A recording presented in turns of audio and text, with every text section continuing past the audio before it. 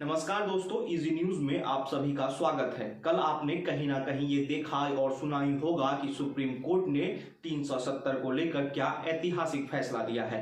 मैं जल्द से जल्द 370 के बारे में कि आखिर क्यों सुप्रीम कोर्ट में ये याचिका पहुंची थी उसके बारे में बता देता हूं और फिर हम इस टॉपिक पर क्यों चर्चा कर रहे हैं ये आपको बताएंगे। दरअसल सुप्रीम कोर्ट में ये याचिका डाली गई थी कि जो सरकार ने 2019 मतलब 5 अगस्त 2019 को 370 को जम्मू कश्मीर से हटाने का फैसला लिया था, दरअसल वो असंवैधानिक है। इसी को लेकर सुप्रीम कोर्ट में याचिका डाली गई थी और सुप्रीम कोर्ट से ये मांग की गई थी कि 370 और 35A को फिर से रिस्टोर किया जाए और जो प्रक्रिया 2019 में अपनाई गई थी उसे असंवैधानिक करार दिया जाए।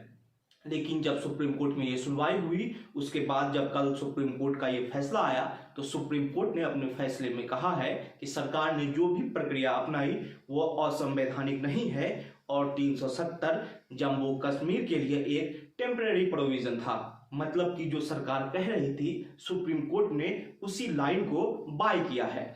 अब सवाल ये उठता है कि जब सरकार 5 अगस्त 2019 को ये 370 को हटा चुकी थी उसके बाद से सुप्रीम कोर्ट में कई याचिकाएं डाली गई थी। सबको क्लब करके सुप्रीम कोर्ट ने इस याचिका को सुना था। आपको पता है कि अगर जम्मू कश्मीर में कुछ होता है तो उसकी चर्चा सिर्फ भारत में ही नहीं होती है, इसका एक जियोपॉलिटिकल इम्पैक्ट है, इंटरनेशनली इसकी चर्चाएं होती है।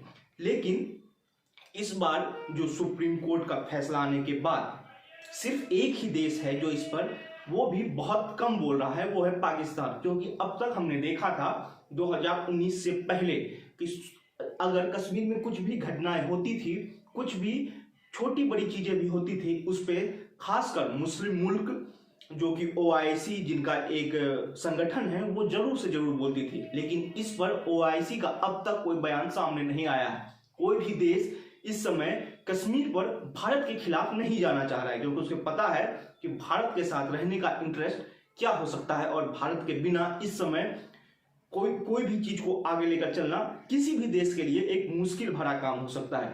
तो इसलिए कहीं ना कहीं इस पर बयान नहीं आया है, लेकिन पाकिस्तान ने इस पर जरूर बयान दिया है। पाकिस्तान का कहना है कि सुप्रीम कोर्ट ने इंटरनेशनल लॉ का वायलेशन, क्योंकि उनका कहना है कि ये मामला UN में पड़ा हुआ है।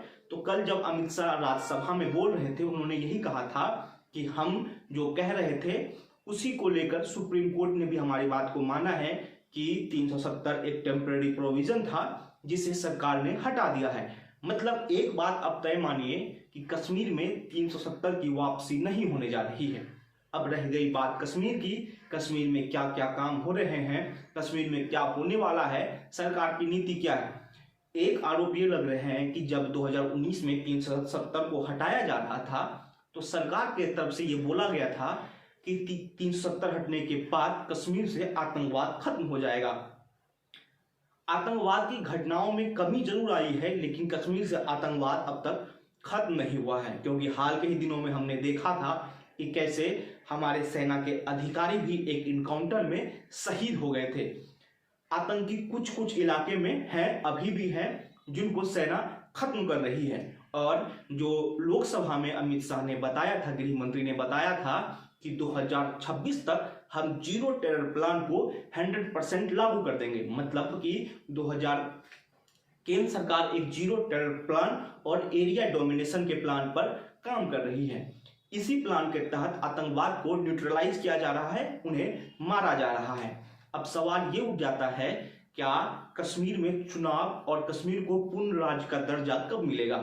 सुप्रीम कोर्ट ने अपने वर्डिक्ट में कह दिया है कि आप सितंबर 2024 तक कश्मीर में चुनाव करवाएं।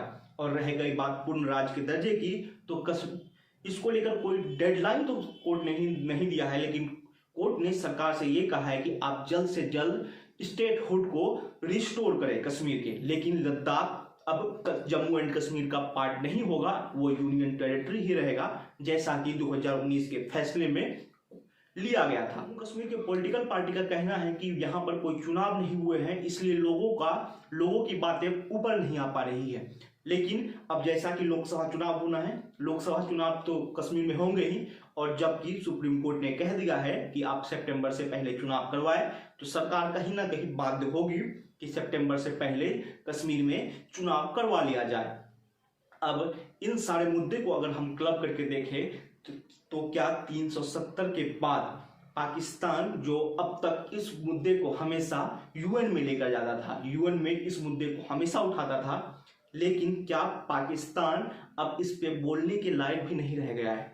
क्योंकि पाकिस्तान में इस समय केयर टेकर सेटअप है। जो इंटरनेशनली पॉलिटिक्स को समझते हैं, पाकिस्तान में दरअसल दो चुनाव के बीच जब एक सरकार जा रही होती है और दूसरा चुनाव होने वाला होता है तो उसके बीच 5 से 6 महीने का एक केयर टेकर सेटअप बैठा जाता है जो सिर्फ चुनाव करवाने के रिस्पॉन्सिबल होती है। लेकिन वहां के केयर टेकर सेटअप के फॉरेन मिनिस्टर ने ये कहा है कि ये एक इंटरनेशनल मामला है, इस पर सुप्रीम कोर्ट, भारतीय सुप्रीम कोर्ट का कोई भी बात मान्य नहीं होगी। पाकिस्तान की एक आदत है कि वो बोलता है जो उससे संभव नहीं हो पाता है, क्योंकि आपने ये देखा होगा कि जब भारत और पाकिस्तान के बीच टेंशन बढ़ी थी, जब 370 का हटाया गया था, तब उस समय पाकिस्तान में इमरान खान की सरकार थी और इमरान खान ने उस समय भारत से बिजनेस को बंद कर दिया था, जो भी एक्सपोर्ट इंपोर्ट होती थी उसको बंद कर दिया गया था। लेकिन आज जिस वक्त हम खड़े हैं तो पाकिस्तान में ये मांग उठ रही है, क्योंकि वहां पर महंगाई बहुत ज्यादा है, तो अब उनका कहना है कि भारत से सामान मंगवाया जाए। पाकिस्तान में सामान भारत से ही पहुंच रही है, लेकिन यहाँ से पहले दुबई जाती है, फिर वो पाकिस्तान पहुंचती है। इससे क्या होता है कि वहां पे महंगाई बहुत ज्यादा बढ़ रही है। उनका कहना है कि बागा बॉर्डर को खुलवाया जाए और सीधे भारत से सामान पाकिस्तान पहुंचे।